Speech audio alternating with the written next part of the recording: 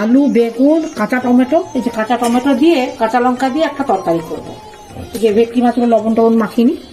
না, হলুদ মাখিয়ে হ্যাঁ হ্যাঁ হ্যাঁ এবার ভেটকি মাছ দিয়ে ননস্টিক কড়ায় ভাজা। হ্যাঁ হ্যাঁ হ্যাঁ ভেজে নিচ্ছি, বুঝলে? ব্রাউন করে ভাজা হচ্ছে। এই ভেটকি মাছটা খুব ভালো ছিল। হয়ে গেছে, বুঝলে? এবার নামিয়ে নিলাম, ঠিক আছে, ঠিক আছে।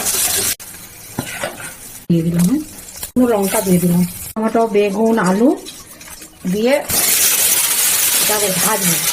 এই লঙ্কা গুঁড়ো গুঁড়া দিয়ে দিলাম। হ্যাঁ, দিয়ে দিলাম গুঁড়ো, দিয়ে দিলাম লঙ্কার গুঁড়ো দিয়ে। এটা হচ্ছে নিরামিষ ভেটকির ঝোল করবো, বুঝলে?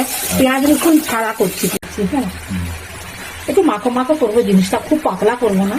হ্যাঁ, তুমি ঝোল করবে তো? ঝোল করবো। হ্যাঁ, তাহলে একটু গরম জল দিয়ে দিই। দিয়ে দেবে।